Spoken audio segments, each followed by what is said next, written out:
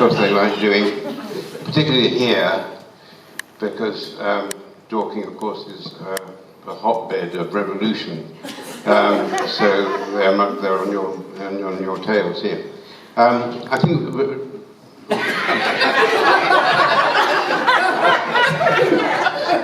Well, he's already blown one joke, now he's blown another one.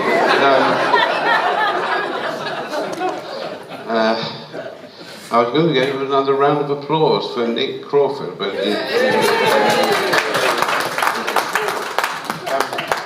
I don't listen to jazz. I like jazz, but I don't listen to it so much now. I haven't for years, not just since Nick started. I mean, people get the wrong idea about classical music. Classical musicians, they say they're all very formal and very, very stuck up, and they don't slag each other off like rock stars do. But I'll tell you a story about going back actually to the 1860s, where Franz Liszt, the great Hungarian composer and pianist, was the leading musician of his day, and famous all over the world. And people used to go to his concerts in their thousands, and women used to faint when he came on stage. And of course he had lots of admirers and people who wanted to see him, speak to him. And there was a young man who wanted to be a composer and who deluged Liszt with requests for an audience. And eventually Liszt said, okay. So he was ushered into this drawing room, and there was, he said, "Oh, master, it's such a privilege for me to be in your presence." And I nixed, and they said, "Yeah, okay, I understand all that. Just what do you want?" And he said, "Well, I've just written this short piano piece in memory of Meyerbeer, the famous operatic composer who recently died, and it would be an enormous honor for me if I could play it for you. And you could perhaps comment on it." So they said, "Okay, fire away."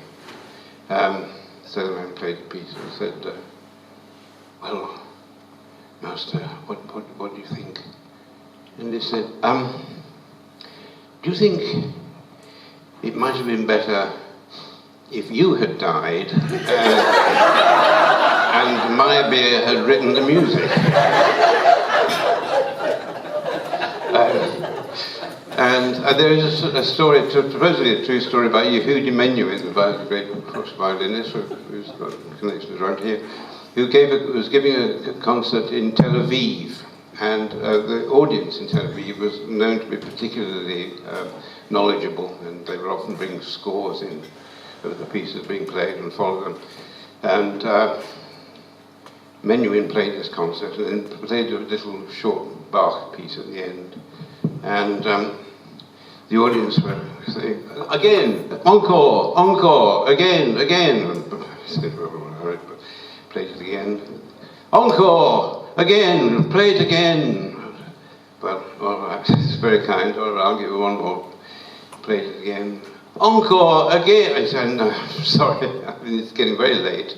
You're very, very kind and very generous, but I don't think I can play it again." And in the audience, somebody said, "You play it again until you get it right."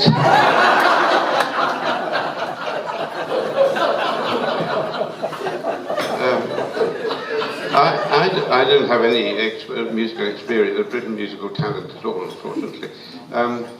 But I did Desert Island Disc. I did Desert Island Disc twice, actually, and a long time ago in the 60s, I did it with Roy Plumley, who was getting on a bit by the time he got round to me. And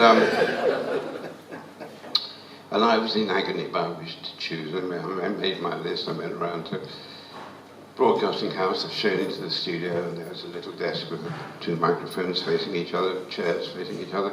Ron Plumley sitting there, shook hands, and the producer said, "I'm going into the control room now so we can start recording the program." So we started recording the program. And my third choice was a Beethoven string quartet. And I've been known to sort of witter on rather a lot about music, and I wittered to an enormous degree here. I started talking about the slow movement and how Beethoven marked it beklimmt, meaning stricken. And I was launching into all this, And I looked across the desk and I saw that Word Plumley had fallen asleep. And the producer came out of the control room. Roy, he said, where are we? Who's this man? Anyway, so I'd like to have been a musician, unfortunately, but I'm far too lazy, so I got into television instead. And I never became rich and famous. Well, there was 3-4 years at the beginning of the 90s when I was quite well known because I was improbably cast as in a ITV cop show called El Cid. Oh, yes. Anybody remember El Cid? It's never been repeated, so write in. I could do with the royalties. So, I mean, it was a very, very successful program. It had audiences of 11, 12 million people, which is Bake Off territory now. And we filmed in, it was about 2 Manchester detectives, the other one's played by the great Alfred Molina and myself, and they took early retirement, went to the Costa del Sol, bought a boat and lived there and kind of solved crimes in their spare time, sort of usual sort of thing. And it was nice. I mean, 3 months in the year you spent in Spain, and the only thing was that there was a lot of British tourists, of course, and British expats who lived there, and they would look at it, watch us filming for hours on end. And anybody who's anything to do with filming knows there's nothing more boring than watching film. But they'd watch us eat in our lunch hour. They'd come around and watch us, look in the tent and watch us eat. And also they'd make remarks which they never bothered to work out whether we might overhear them or not. And after I did 2 series with Alfred Molina, and then he left to go to Hollywood, and they cast, instead of another man, they cast somebody else to play my daughter, and they cast Amanda Redman. And anyway, we were in Estepona or somewhere, and I was standing next to Amanda, who were just about to rehearse the scene, and there were 2 women behind me, and one of them said, who's that blonde girl standing next to John Bird? And she said, that's Amanda Redman. She's his new co-star. And she said, oh, I thought he looked tired.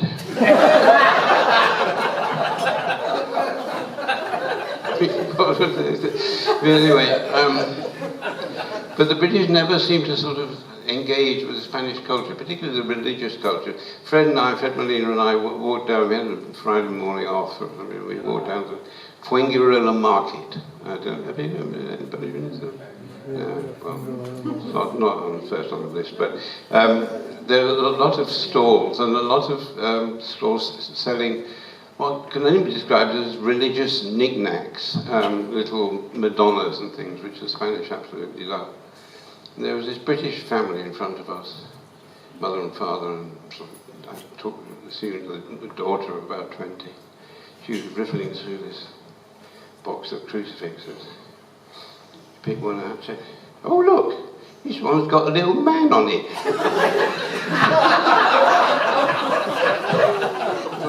Religious fervour but fame, alas, it didn't get me. Except, we're filming in Fuengirola, and we just finished a scene, and they were moving the camera, so Amanda and I went to sit at an outdoor cafe, had a cup of coffee, and this bloke came through the throng, came up to me and said, I want you to settle an argument with me and my wife. What's your name? So I said, John Bird. He said, I was right, Tom Byrne. I was right, Tom Byrne. Well, now you know that in the Bowls Club it's TV's Tom Byrne. And I think now it's, I've got to go away because the injection is wearing off. So I might be back later, it depends on the injection really. In between time, Dick Crawford.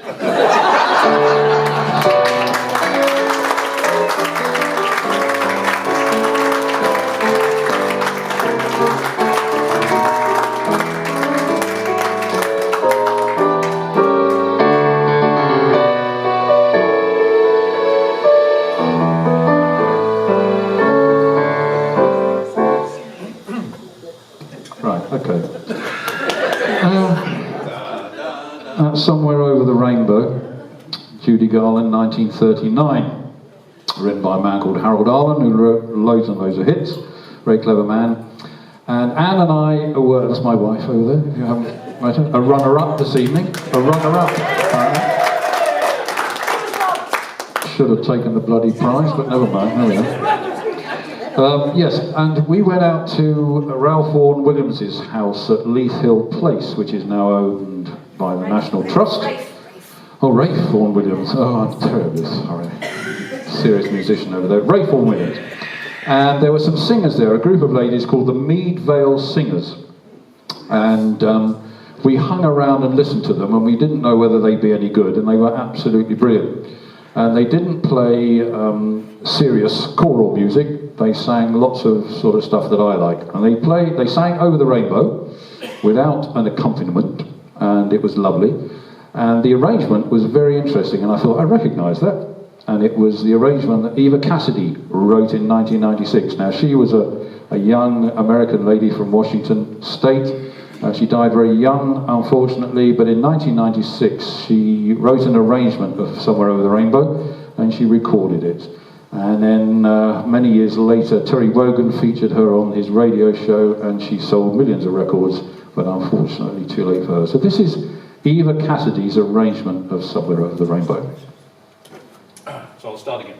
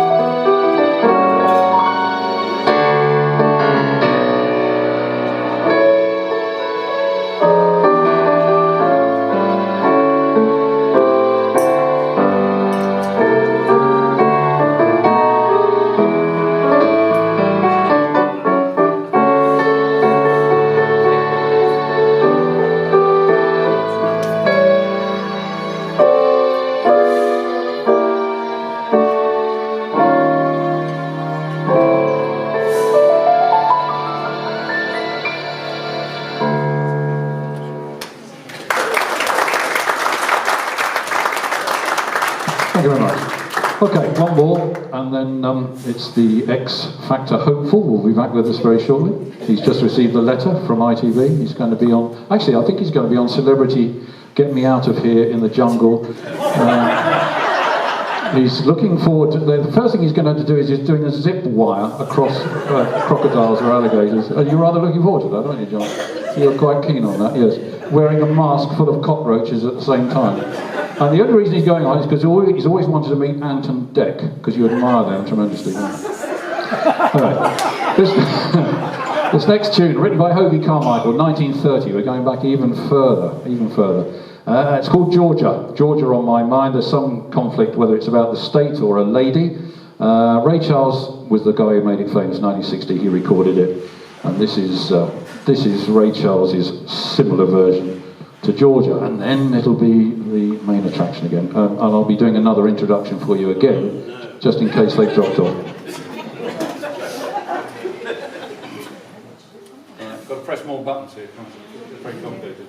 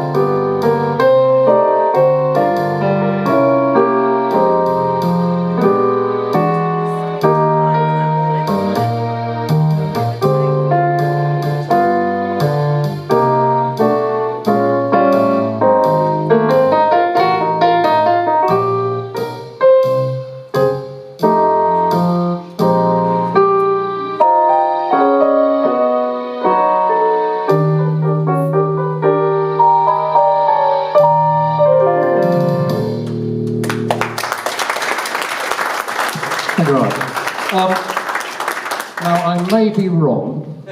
I usually am, as yes. But John, have you ever appeared on the Michael Parkinson show?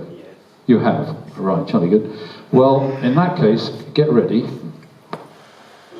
with your second half. He's going to be back. Ladies and gentlemen, John Bird.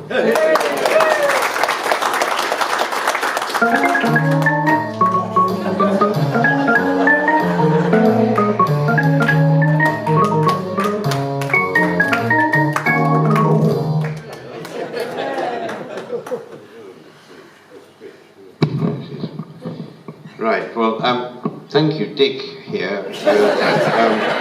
Already stolen my one joke from this half. So it won't be long, this. No, it is true that I was not in. That was the week I was, because I was working in America. I never even saw it. I was working in America all the time. But the BBC dropped it and replaced it with a series of satire, so-called series, and they weren't anything like as successful as TW3, but I was on those, of course, whether there's any connection, I don't know. I'm sure there is, but we did a program called Not So Much Program, More Way of Life, which was a killer schedule. It was on 26 weeks in the year. It was live 3 times a week, Friday, Saturday, Sunday, open-ended. It was an hour plus, and we had to write all the material. It nearly killed me, actually. I lived on a diet of prawn sandwiches and amphetamine.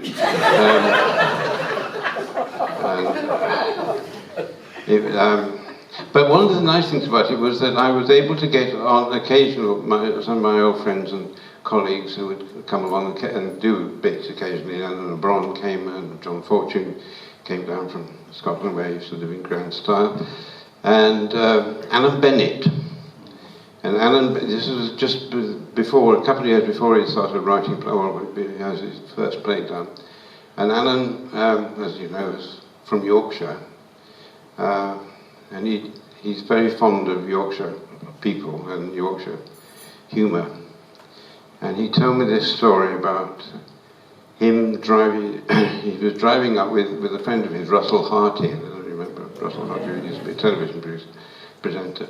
And they were driving up from London to see a friend of Russell's who lived near Wetherby in Yorkshire. And anyway, they drove up there, and they got very lost, and there was no sat-nav and everything, so we're driving around, and Russell said to Alan, look, there's an old man standing by the corner of the street. We'll stop and you can ask him directions. So he stopped. And Alan wound down the window and said, excuse me, do you know the Wetherby turn-off? He said, no, I married it.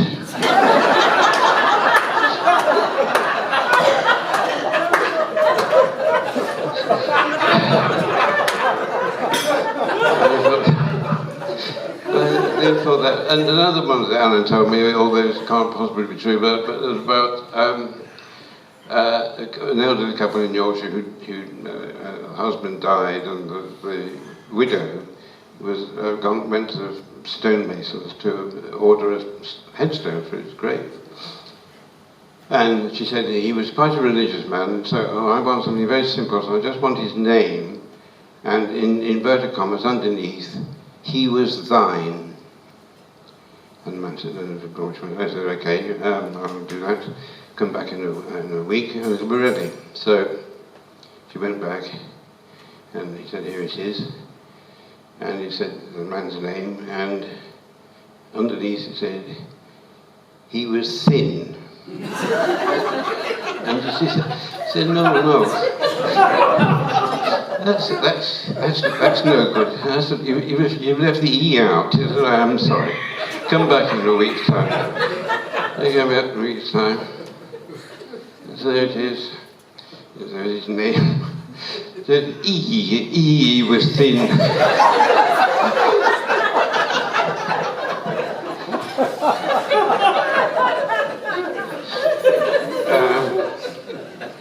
And we did one of the shows was called The Late Show, and which which was also a 26-week part, and I had an office at the BBC in the old television centre in Wood Lane, Shepherd's Bush. And I shared the office with Barry Humphries, who I'd never met. We wrote together, and we wrote together and wrote separately. And Barry was unpredictable, should we say. I mean, he drank quite a bit in those days. He hasn't drunk for decades, but he did then. But it never affected his work. He was absolutely prodigious. I mean, prolific. He wrote sketch after sketch after sketch. And but he was the best. And I think first day we were in this office, we were on the 3rd floor overlooking the main entrance to the television centre. And Barry was looking at the window and he said, "Come and look at this." So I went to, and a coach had drawn up outside the television centre, and 35 Japanese people got out. They were, it turned out, they were an official delegation from NHK television in Tokyo. And Barry opened the window and called out, "Remember Pearl Harbor?"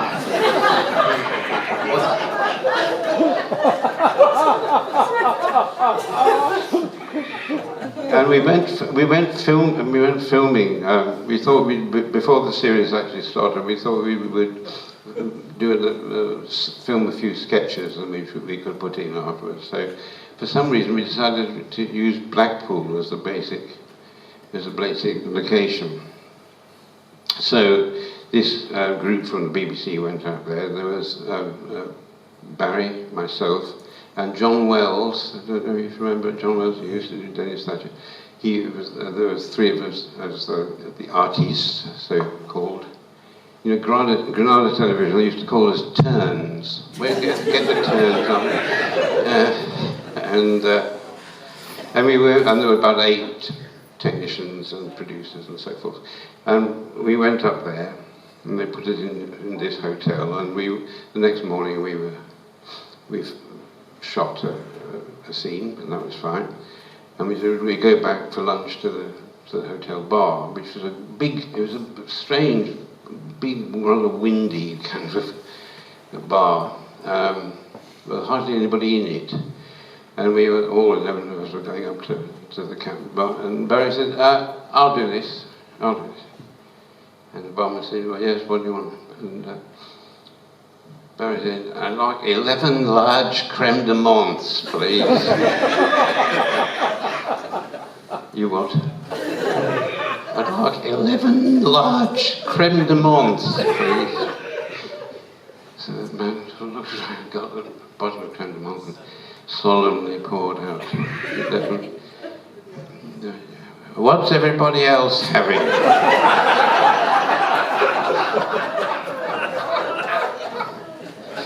And we were staying at this same hotel, and it was, I think, that night, and we came down, all 11 of us, having dinner. We had dinner, and then we went back to this bar, which had been sort of transformed for the night time into a kind of, I suppose, their idea of what a French brothel might have once looked like, with a lot of purple drapes and multicoloured spotlights, and again, nobody in it except us. And we sat there, and Barry was behaving impeccably, and he changed a nice suit and bow tie and everything. And we sat there, we talked in a civilised way, and Barry was quite quiet. And we were just thinking that it was time to go to bed, because we had an early start. And the door opened, and this middle-aged couple came in, who'd obviously had a terrible journey from somewhere. They'd been very delayed, and they were wet and pouring with rain, and they'd have their suitcases. And they'd obviously come into the wrong entrance. They should have gone to the hotel entrance, but instead they come into the bar. So they were looking around at this sort of French brothel decor, looking at it and looking puzzled, and then Barry got up and went over to the man and said, I think it looks to me as though you could help me, possibly. I wonder if you could recommend an all-night library, preferably one specialising in the works of the Lakeland poet Robert Southey. There's a man looked at him with his mouth dropped open, and he looked at Barry, and he was just about to say something, and Barry kind of pressed some sort of mechanism, and his bow tie lit up and revolved. And I thought, what was so impressive about that was that he'd been prepared to sit there for the whole evening with this thing rigged up, and not really found the right moment to deploy it. But it was. But he was.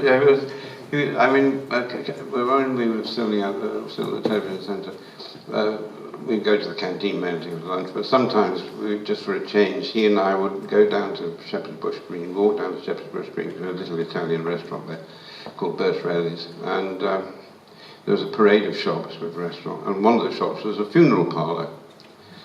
And we must have passed this funeral parlour 50, 60 times. And we were passing it today, on this day, and we were walking back, and Barry said, I've just got a pop in here a minute. Open the door, and said, man, can you do a rush job?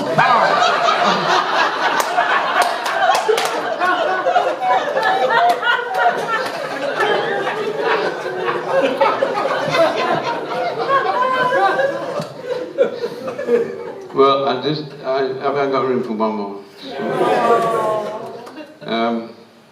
This is about John Wells actually, and about the same sort of show. And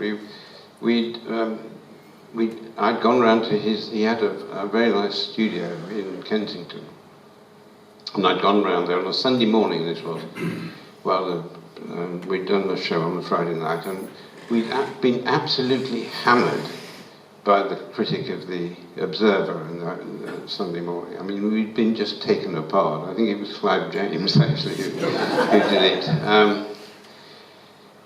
And I said, I haven't got the heart to start writing. We were supposed to be writing a sketch, and I thought, no, I can't. I said, I'll tell you what we'll do.